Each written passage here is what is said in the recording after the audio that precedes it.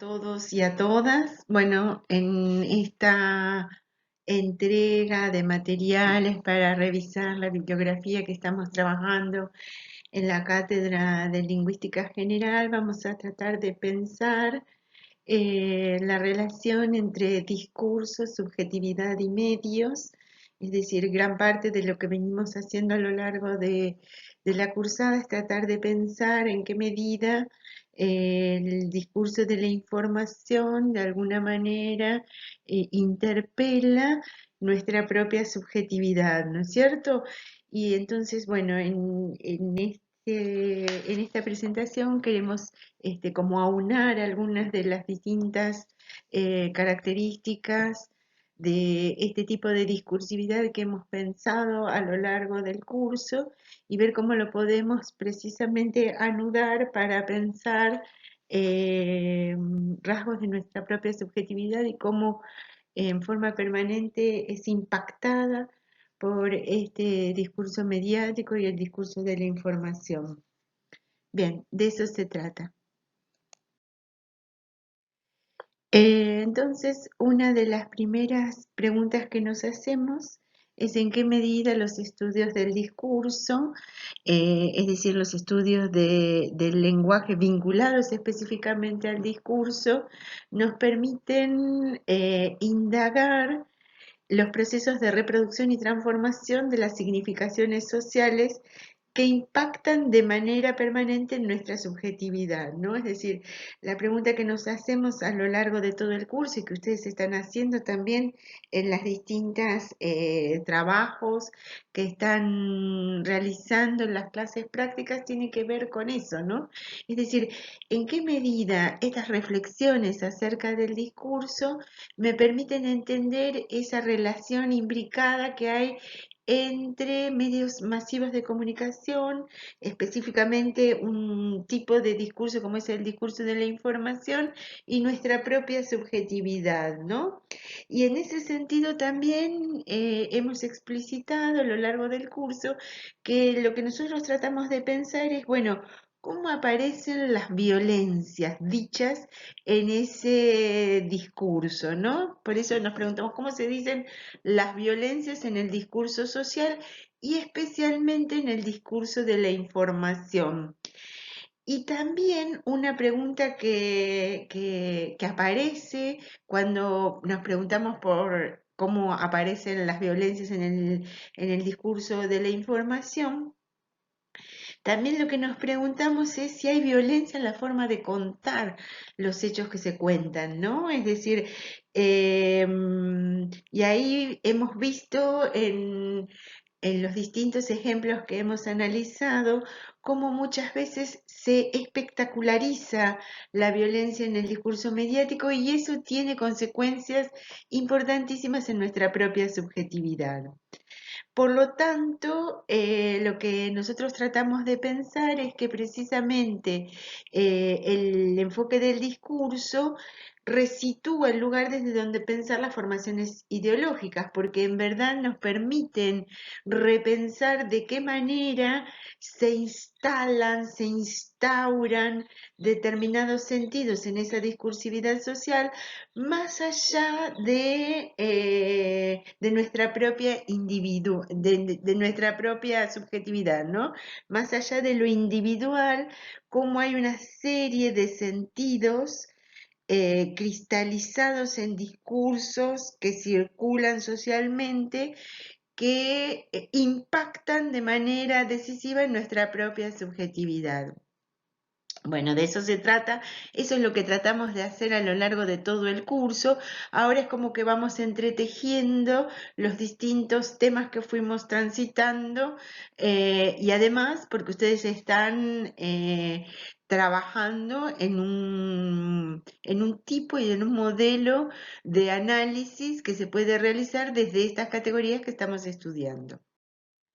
Bueno, algunos puntos de partida.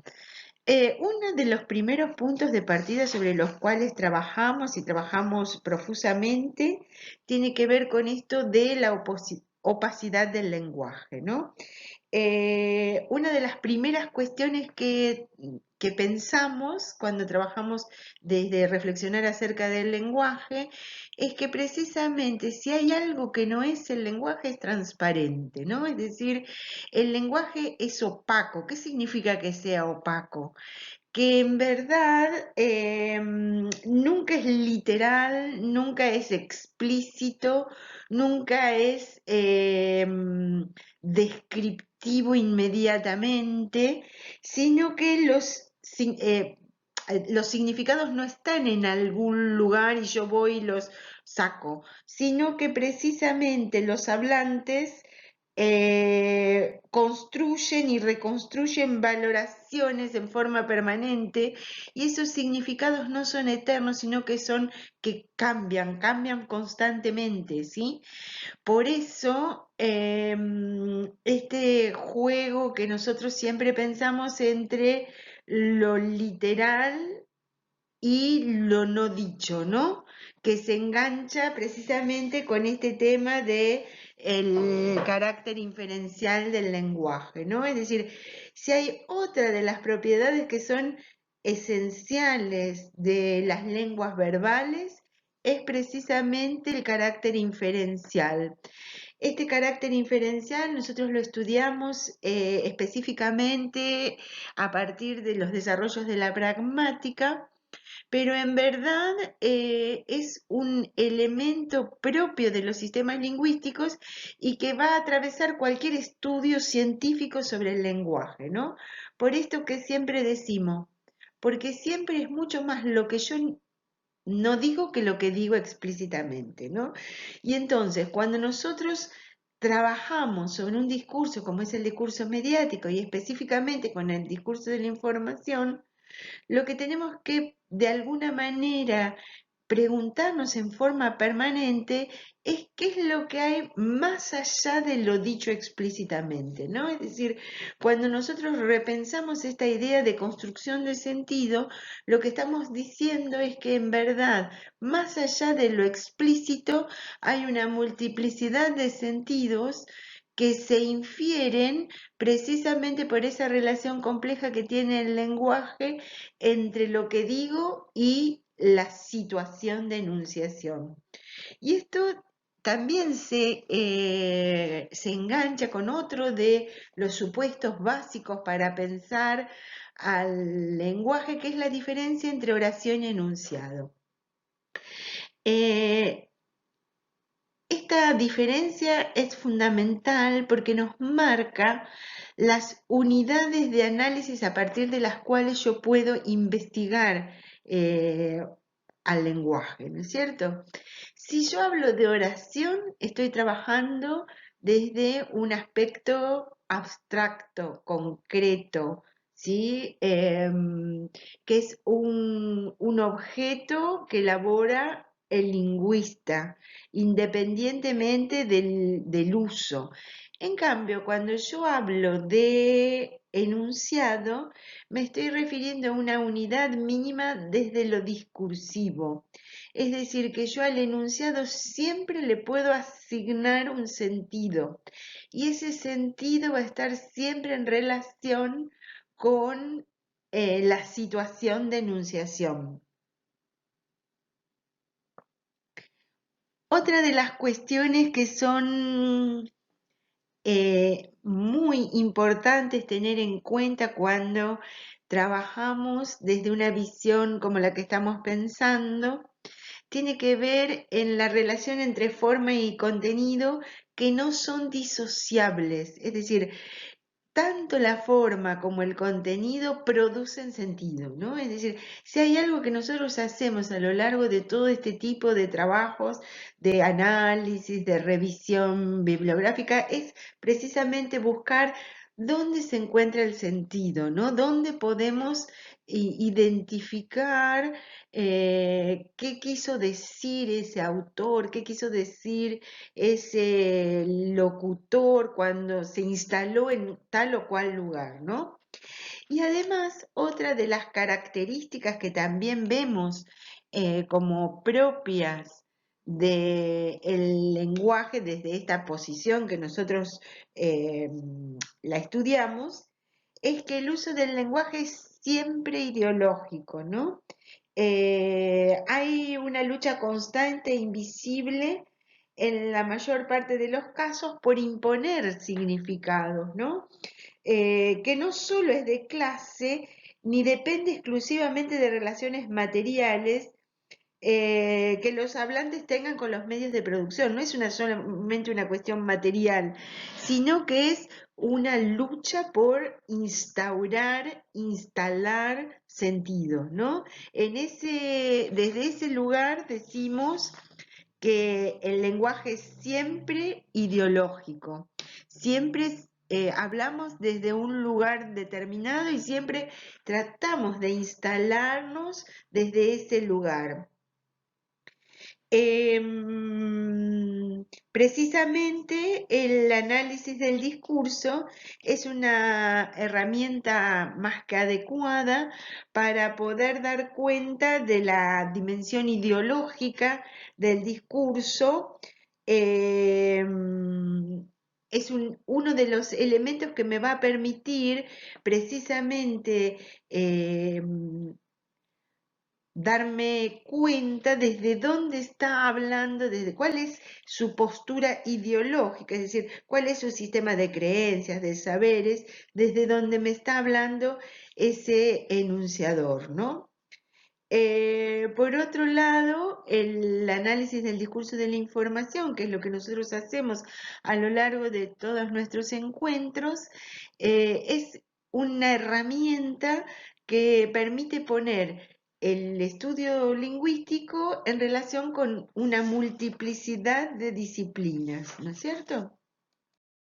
Bien, entonces precisamente para poder ahondar en nuestros análisis, tenemos que dar cuenta y explicitar cuáles han sido esos recorridos teóricos sobre los cuales apoyamos nuestros análisis. Vamos a hacer un mapa de cuáles pueden ser algunos de esos elementos teóricos para tener en cuenta en el momento de realizar un análisis. Es un mapa sucinto absolutamente, simplemente nos va a servir como cartografía para dar cuenta del tipo de trabajo que venimos haciendo. Bueno, nosotros partimos nuestra materia pensando precisamente qué es el lenguaje verbal, qué características tiene ese lenguaje verbal, e inmediatamente advertimos que de acuerdo a cuál sea la respuesta que yo dé a esa pregunta, me voy a instalar en un paradigma distinto o diferente. Por eso pensamos distintos paradigmas en los estudios del lenguaje. La noción de paradigma la tomamos en sentido bien clásico, ¿no? En sentido kuhniano, es decir, como un modelo de descripción y de explicación de determinados fenómenos. En nuestro caso son fenómenos lingüísticos. Y retomando esa pregunta inicial de qué es el lenguaje, nosotros hemos partido de pensar que en verdad el lenguaje puede ser básicamente estudiado y pensado desde dos grandes paradigmas. Un paradigma tradicional, racional, que básicamente estudia el lenguaje como representación, que es un paradigma histórico que ha perdurado eh, por los siglos de los siglos, ¿no es cierto? Es decir, que de alguna manera sostiene que existe un mundo y el lenguaje habla acerca de ese mundo, ¿no? Sin transformarlo ni mediarlo. Y por otro lado, existe un paradigma que comienza a irrumpir a mediados del siglo XX y que da cuenta de uno de los aspectos centrales del lenguaje humano que tiene que ver con el uso. En líneas generales podemos hablar de lenguaje en uso, un paradigma importantísimo que da cuenta de distintas teorías acerca del lenguaje y es ahí donde nosotros nos vamos a instalar para pensar las piezas discursivas que estamos analizando. Por eso hablamos de un paradigma de tipo comunicacional o un paradigma de tipo pragmático, que de alguna manera lo que hace es privilegiar el lenguaje en uso. Es decir, trata de explicar qué es lo que ocurre cuando efectivamente utilizo el lenguaje. Y de ahí es que tomamos esto que algunos autores hablan acerca de la hipótesis social del lenguaje. Es decir, ¿qué es lo que plantea en líneas muy generales esta hipótesis acerca del lenguaje? Que en verdad el lenguaje existe en tanto interacción, ¿no? Es decir, el lenguaje existe en tanto que hay un otro. El lenguaje solo existe en tanto que es social, ¿no es cierto? Y entonces, a partir de esta hipótesis social del lenguaje, comenzamos a reflexionar sobre un modelo teórico sumamente interesante para pensar al lenguaje, como tiene que ver con lo discursivo. Hemos visto que para pensar teóricamente el discurso, eh, hemos visto que en verdad este concepto de discurso es absolutamente polisémico, que tiene distintos significados y que cada uno de esos significados va a estar en cuenta o va a relacionarse con un tipo de estudio determinado. Podemos pensar entonces dentro de esta polisemia que a nosotros básicamente la definición de discurso que nos interesa es la que plantea que el discurso se lo entiende básicamente como una práctica social, es decir, como una acción social. Por lo tanto, esta definición en sí misma plantea que si el discurso es una práctica social, yo todo lo que digo va a estar en relación a a ese lugar del decir, ¿no? Es decir, a esa forma de decir y a ese contexto de utilización. Es decir, entonces, que básicamente nosotros entendemos al discurso como una práctica social, una forma de acción e interacción entre las personas que se articula básicamente a partir de un uso lingüístico contextualizado.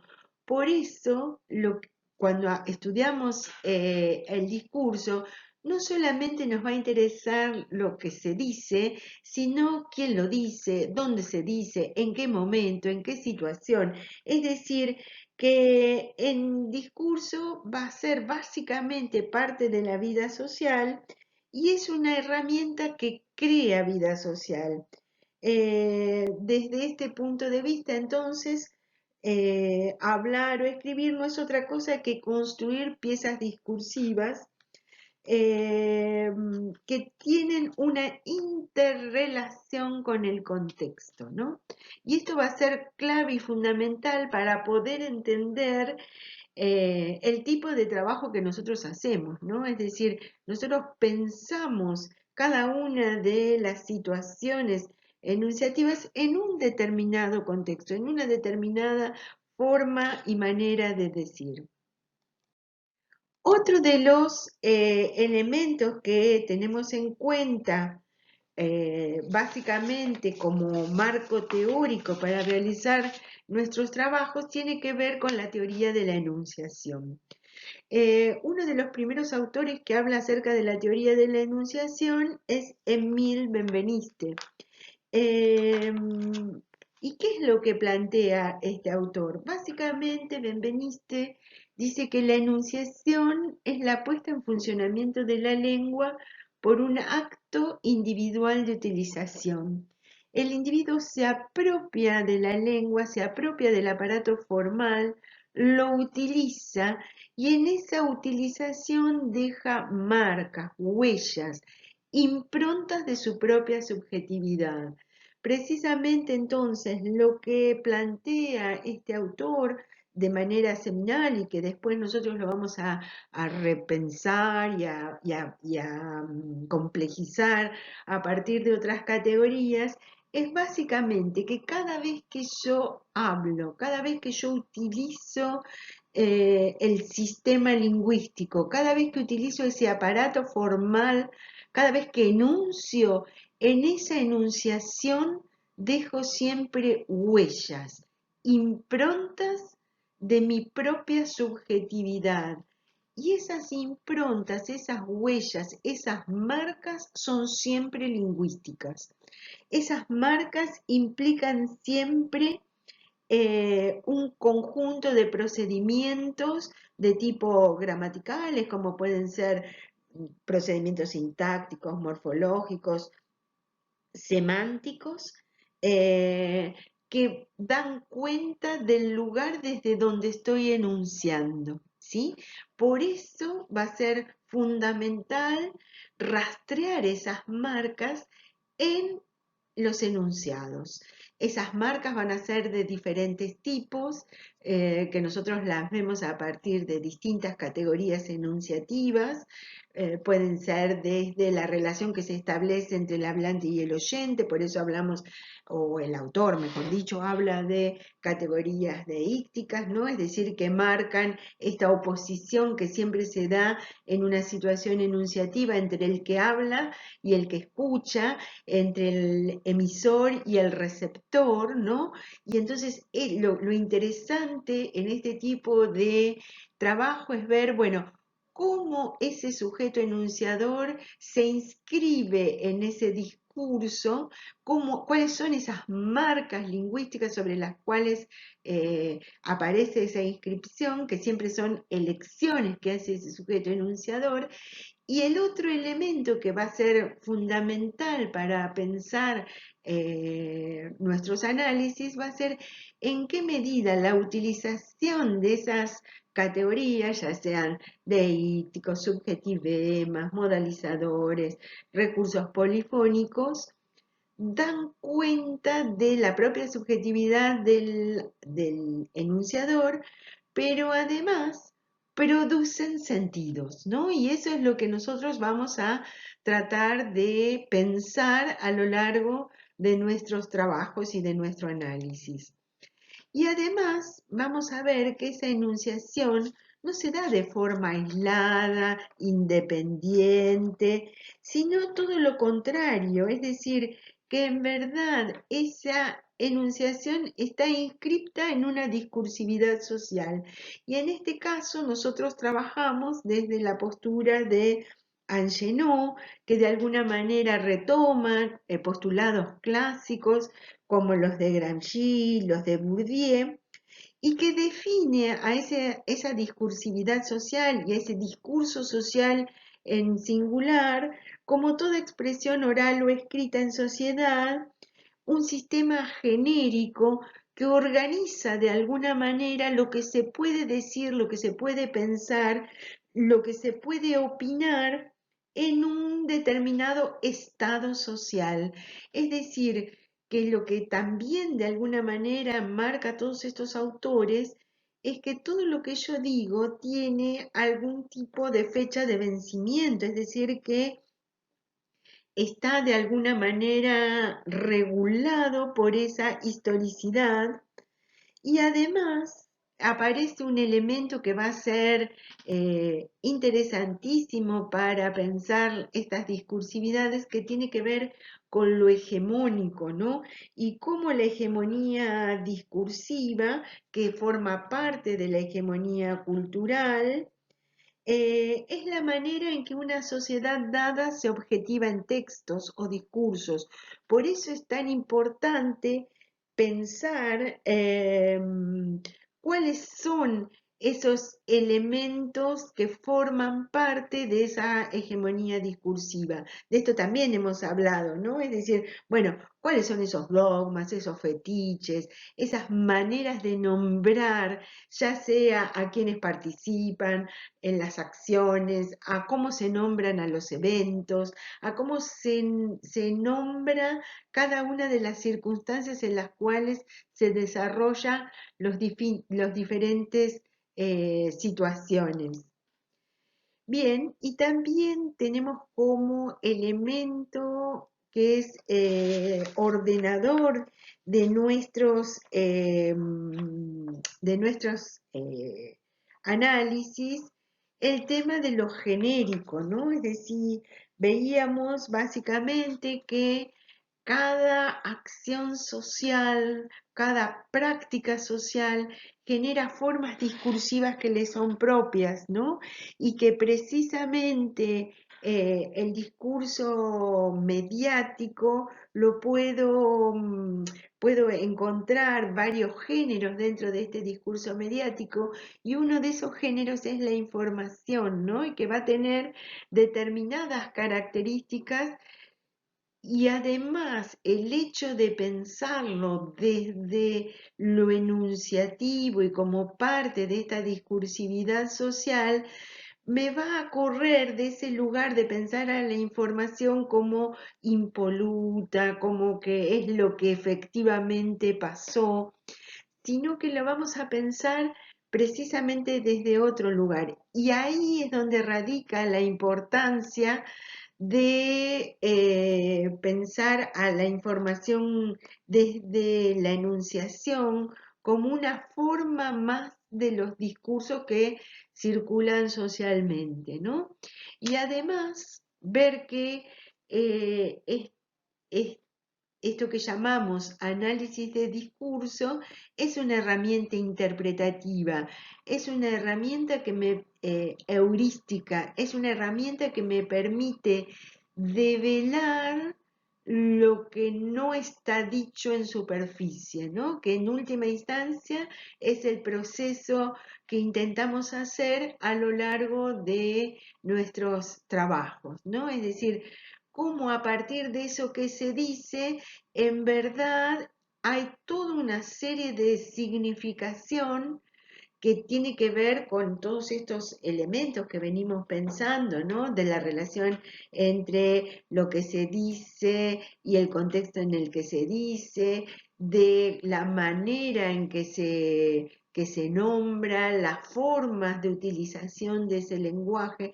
Todos esos elementos me van a permitir entender lo no dicho, que precisamente de eso se trata, esa reconstrucción de sentido que generalmente pedimos cuando hacemos nuestros análisis.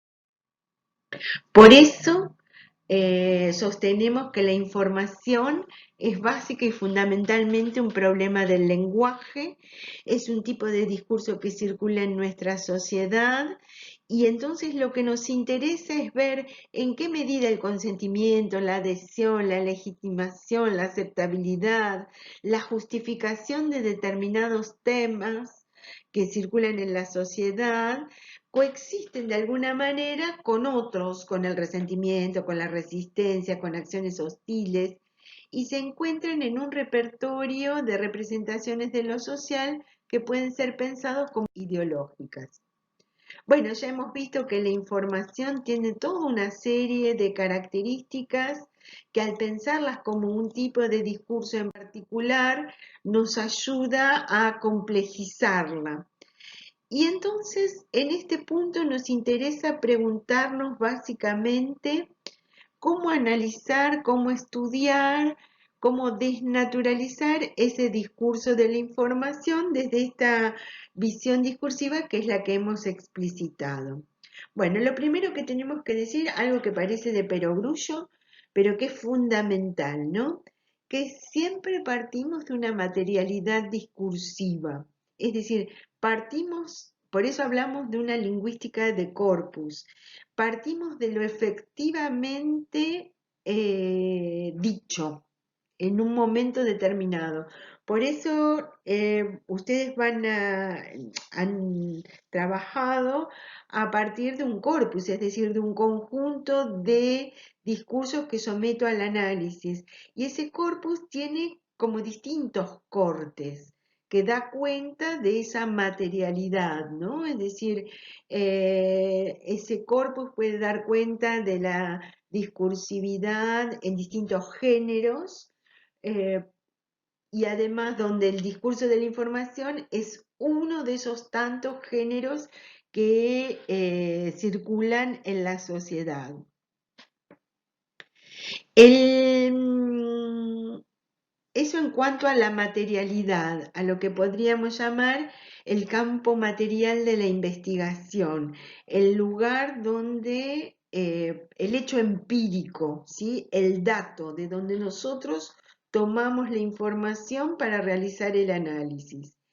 El otro elemento que tenemos que tener en cuenta es algo que dice precisamente Arnoux, eh, que es lo interesante, es que el análisis de alguna manera lo que nos permite es dar cuenta, develar lo que el sujeto no se propone decir, pero dice por las opciones que hace, ¿no? Es decir, que a partir de las selecciones que hace de distintas categorías, hemos visto que esas categorías pueden ser pronominales, pueden ser adverbiales, es decir, todas las categorías que nosotros estudiábamos en la escuela como categorías gramaticales, las podemos pensar discursivamente, porque de acuerdo a las selecciones que haga el sujeto enunciador, esas categorías van a producir determinados sentidos.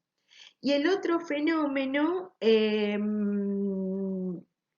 es que un mismo hecho se puede expresar de maneras distintas de acuerdo a cuál sea la selección, tanto de formas como de contenidos, y es por eso que es muy importante que nosotros en nuestros análisis develemos de qué manera ese medio está contando lo que está contando, ¿no?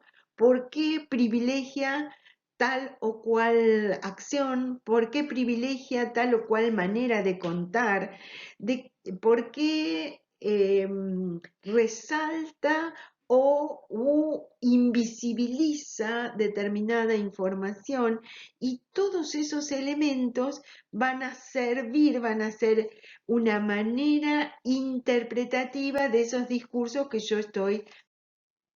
Bueno, en este punto entonces nos parece interesante explicitar lo que llamamos pistas analíticas, es decir, algo así como los distintos pasos que hemos realizado o que tenemos que realizar para poder hacer un análisis como el que estamos estudiando.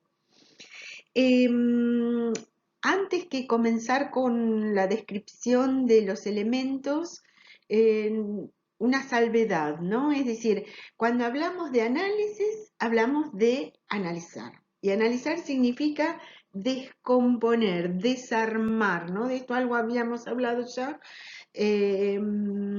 porque muchas veces se confunde el análisis con decir lo mismo que dice el texto. Eso no es un análisis. O de solamente armar una taxonomía, es decir, buscar en el texto tales o cuales categorías, anotarlas al costado, no. Analizar implica un procedimiento heurístico, implica un procedimiento de tipo interpretativo. Por eso es muy importante tener en cuenta que hacemos sucesivos pasos que no se dan uno detrás del otro, pero que es muy importante tenerlos en cuenta para poder avanzar y profundizar en nuestros análisis. Bueno, el primer paso tiene que ver con algo que es fundamental, algo que llamamos como sistematización, revisión y problematización del marco teórico, es decir, explicitar ese mapa, eso que decíamos hace un rato, ¿no? Esa cartografía a partir de la cual yo puedo realizar los estudios o el análisis que a mí me interesa realizar, sistematizarlo, revisarlo, explicitarlo, ¿no? Es decir, cuando yo hago análisis discursivo es muy importante explicitar el modelo de análisis desde el cual eh, pienso las categorías, ¿no es cierto? Bien, el otro tema que es fundamental, que nosotros en este tipo de trabajo siempre partimos de preguntas y o problemas de carácter discursivo. Como hemos visto a lo largo de nuestros trabajos en las comisiones, nosotros partimos de preguntarnos, bueno, ¿cómo se inscriben las violencias en el discurso mediático? E inmediatamente apareció como una segunda pregunta, que es si la narración que hacen los medios no resulta una narración de tipo violenta, ¿no?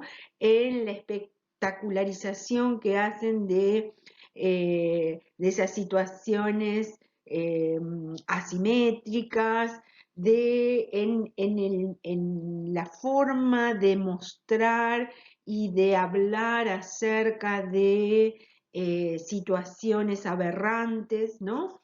Porque recordemos todos que lo que nosotros queremos hacer es en qué medida esos relatos impactan en nuestra propia subjetividad. Por eso el establecimiento del problema, de la pregunta, es siempre central, ¿no? Es decir, cómo se inscriben esas violencias es precisamente una pregunta de carácter discursiva. Por eso, esa pregunta luego se acompañan de toda una serie de formulaciones para precisamente analizar eso que decíamos hace un rato, ¿no? Lo decible, lo narrable, lo opinable de una coyuntura discursiva. Entonces, son muchos los ejemplos de preguntas analíticas, pero bueno, ¿cuáles son las estrategias discursivas que utilizan los diferentes medios para hablar de un tema específico? ¿Qué efectos de sentido produce dicha construcción? ¿Quién dice qué en un momento de la discursividad? ¿A quién se le da la voz, no? Eh, ¿Cuáles son los actores sociales que aparecen en los medios de comunicación? ¿Qué dicen esos actores sociales? ¿Cómo aparecen discursivamente esos actores sociales? Bueno, sobre eso están trabajando muchísimo, ¿no? ¿Cómo se inscriben discursivamente cada uno de estos actores sociales en los hechos? ¿Cómo se refieren los hechos? ¿Cuáles son las potenciales de actualidad, ¿no? Es decir, bueno, cómo se cuentan el valor de diégesis, ¿no? ¿Cuáles son las causas que tienen esos acontecimientos? ¿Cómo se construye la operación retórica de la objetividad, ¿no? Esto que tanto demandamos, por ejemplo, al discurso de la información. Tal como hemos señalado, operativamente, uno de los primeros momentos de este tipo de análisis implica siempre la construcción de un objeto discursivo. Eh, Parece una obviedad, pero no podemos realizar análisis del discurso si no tenemos un objeto discursivo. Y como lo hemos leído en Santander, si optamos por signos de naturaleza lingüística, realizaremos un análisis del discurso de orientación lingüística. Si optamos por otro tipo de material, realizaremos análisis de tipo de orientación semiótica. Y en el caso de estudios como los medios de comunicación, puede ser que se den ambas situaciones, ¿no?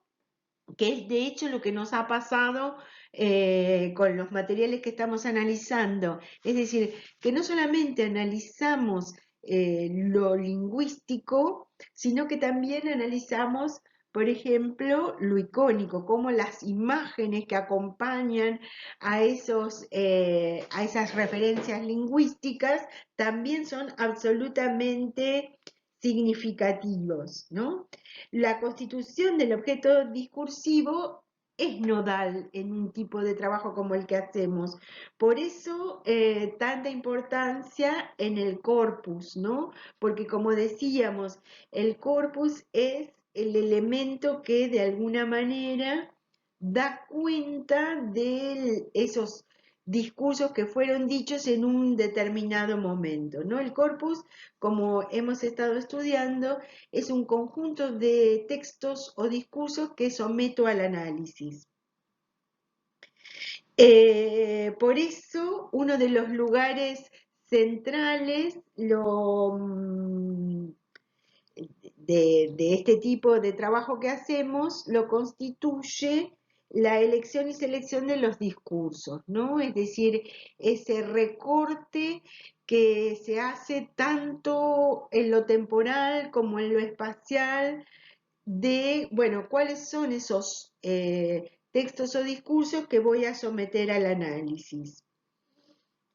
Cuál es la dimensión perimetral, cuántos textos someto al análisis y cómo lo someto, qué tipo de texto someto a ese análisis.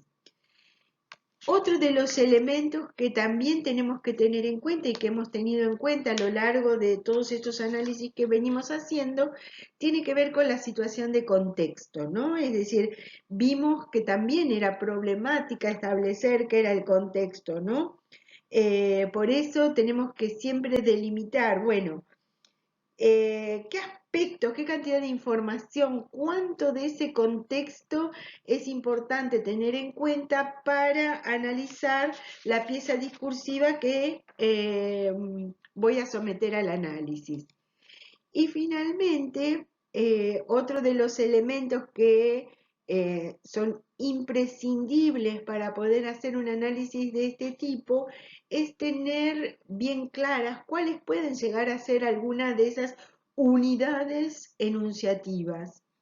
Nosotros en las clases prácticas estamos trabajando con recursos polifónicos y subjetivemas, que son dos categorías muy importantes porque nos permiten de alguna manera, bueno, la polifonía dar cuenta de la multiplicidad de voces en el discurso, ¿no? Es decir, toda esta serie de elementos que tengo que tener en cuenta para poder analizar un discurso, quién lo dice, en qué momento, lo dice directamente, lo dice a partir de los dichos de otro, se incluyen esos dichos, cuáles son los actores sociales. Esto es fundamental en nuestros análisis, ¿no? ¿A quién se le da la palabra? Se le da la palabra en términos discursivos, ¿no? Es decir, la palabra de quién aparece en el discurso mediático y en el discurso de la información. Y el otro elemento que también es muy importante para poder dar cuenta de los sentidos de nuestros textos tiene que ver con los subjetivemas, es decir, con aquellos elementos léxicos que de alguna manera me permiten dar cuenta de los distintos posicionamientos ideológicos, de las distintas maneras de conocer, de los lugares desde donde cada uno de esos enunciadores habla. Por eso también es muy importante no solamente identificar estas categorías, sino ver cómo funcionan en la totalidad de las piezas discursivas. Insisto en este tema, estas pistas analíticas no son primero encuentro una, después la otra, sino que en el trabajo de análisis se realizan en forma simultánea, ¿sí? Es decir, las tengo que indagar de manera simultánea porque es lo que me va a permitir precisamente ahondar el análisis. Bueno, finalmente en esta parte nos interesa hacernos algunas preguntas que se trabajaron a lo largo de toda la presentación. La primera tiene que ver con cómo analizar, estudiar, desnaturalizar al discurso de la información, básicamente desde una visión discursiva.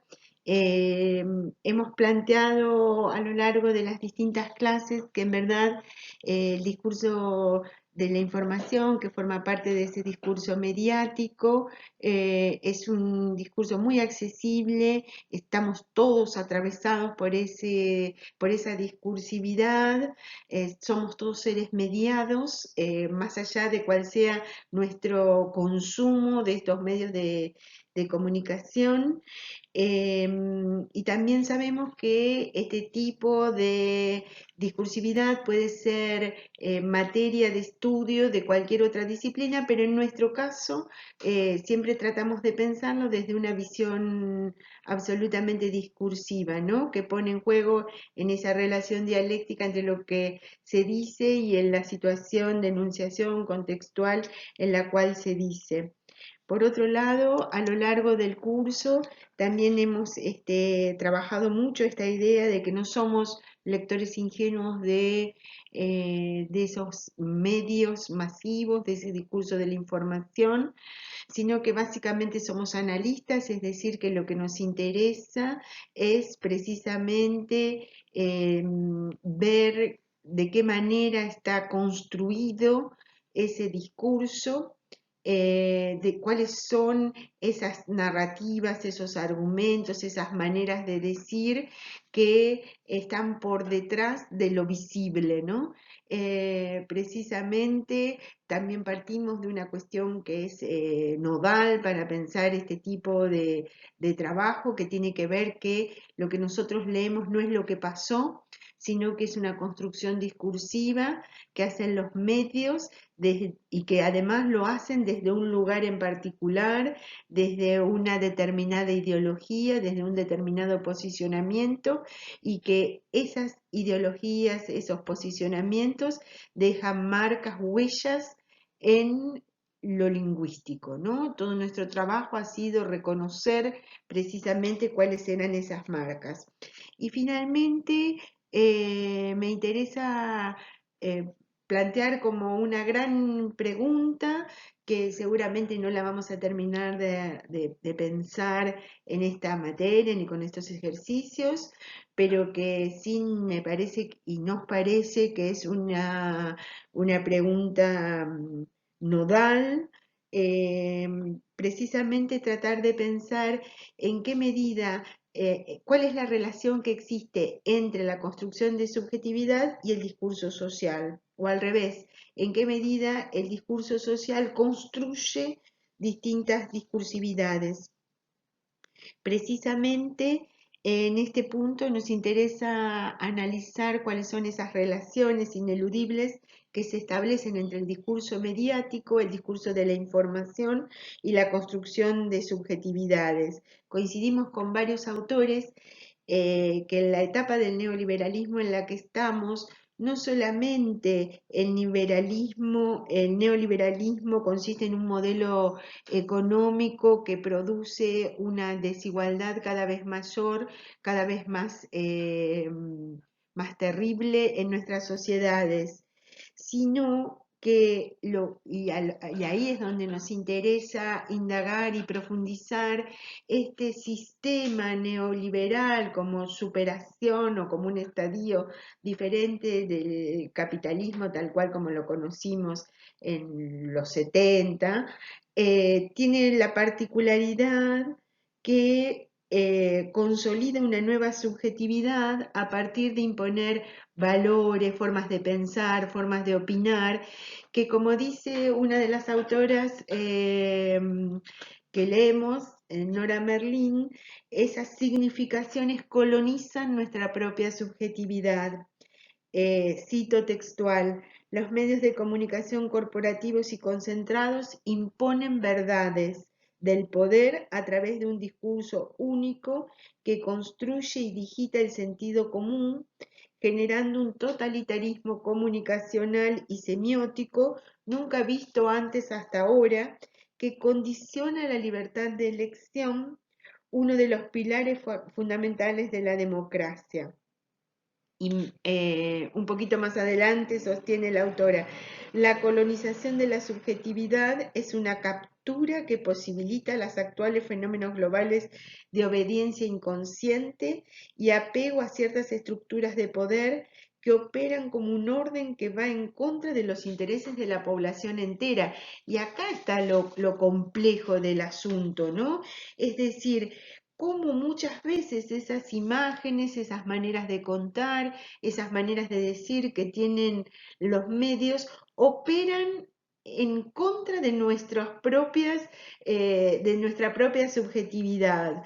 Esto tiene que ver con la complejidad de estos sistemas, ¿no? El poder en el neoliberalismo no se encuentra en un solo lugar, sino que se rehace en forma permanente, conecta todos los lugares al mismo tiempo y en este contexto la subjetividad es un motín de guerra, dice, por ejemplo, utilizando una metáfora Jorge Aleman, y retoma una famosa frase de Margaret Thatcher: la economía es el método, la finalidad es cambiar el corazón y el alma, ¿no?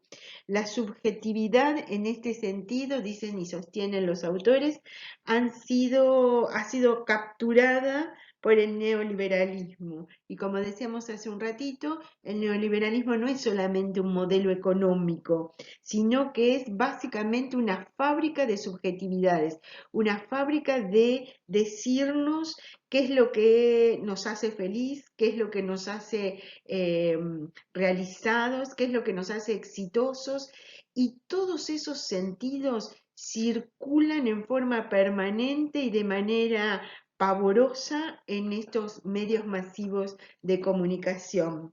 Por eso los medios los analizamos desde una función más allá de lo comunicacional y de lo que puede llegar a transmitir la información, porque son elementos altamente potentes para construir subjetividades, donde en forma permanente aparecen imperativos que van más allá de lo dicho. Por eso todos esos juegos que nosotros estudiamos y pensamos como mecanismos inferenciales son sumamente importantes para develar esta forma de construcción de subjetividad. Finalmente coincidimos con Jorge Aleman, acá después les dejamos un link para la conferencia donde plantea todas estas cuestiones que se las recomiendo para ver.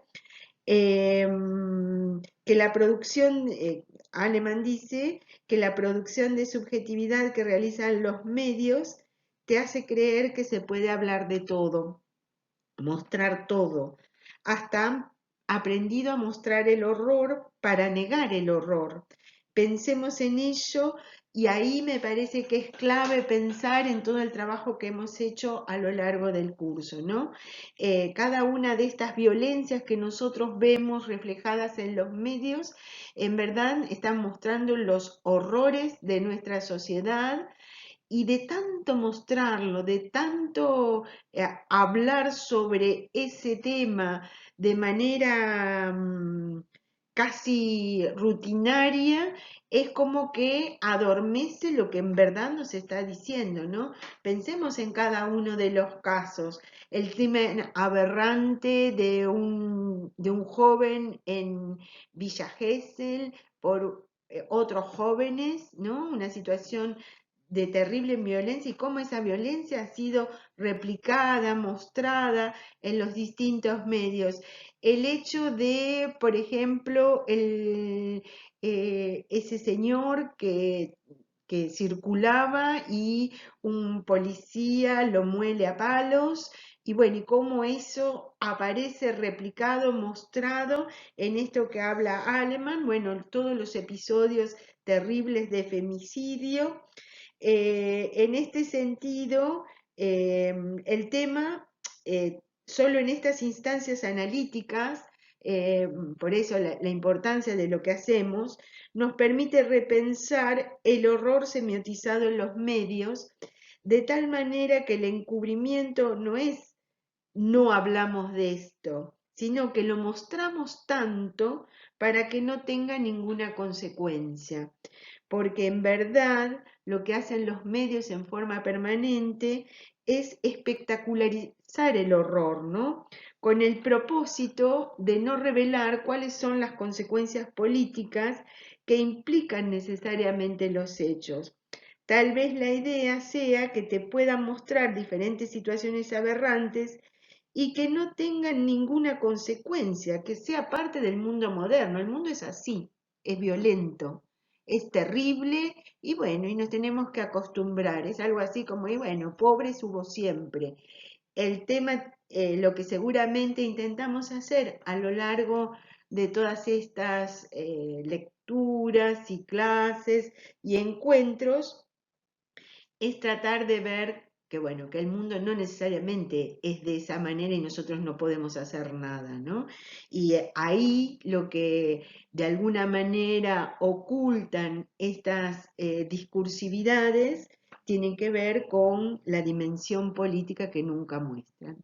Bueno, nada, esperemos que les hayan servido todas estas presentaciones y a total disposición en cada uno de los canales que tenemos habilitados para responder preguntas, consultas frente a cualquiera de las necesidades que tengan. Bueno, muchas gracias.